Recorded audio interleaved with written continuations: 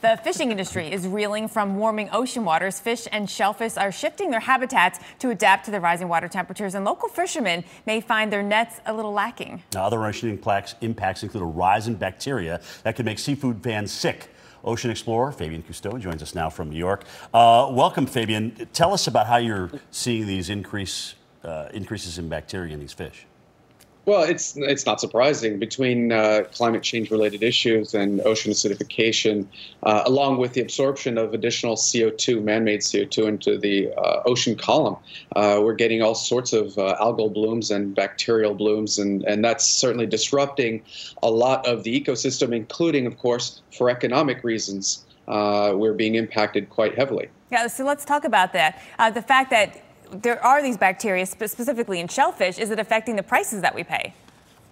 Well, I would imagine, I'm not an economist, but I have seen anecdotally prices rise quite a bit, not only from the lack of catch, but also for having to throw some of the catch out because it's been infected. And has a lot to do with what we're putting in our oceans, whether it be on a chemical level or on a CO2 buildup level. How would one know that they're experiencing fish with more bacteria? How would one's body react to it if you eat the same amount of fish? Well, our bodies are amazing things, right? So we can resist a lot of bacteria, a lot of infections, et cetera, et cetera. But there is a point at which we start getting to a point where we can't resist. And, seafood poisoning is pretty obvious, and you'll probably feel the effects within a few minutes to a few hours. And it's really not a pleasant thing. For those who have had it, they can tell you that they'd rather die than have it again.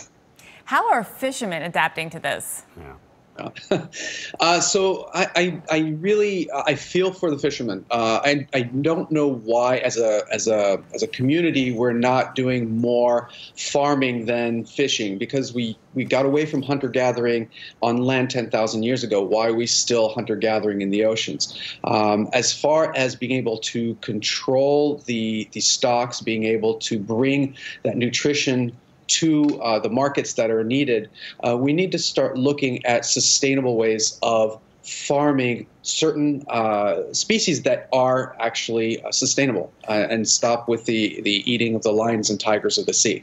Fabien, how are the changes in the ocean temperatures and bacteria and CO2 changing migration patterns with different species? It's disrupting everything, actually, between the temperature variations, which affect the food web, right? So everything from the phytoplankton and zooplankton changing patterns, it affects the animals from the minnows, the sardines, and all the way on up to the tunas. It affects their migratory patterns. It affects the entire ecosystem.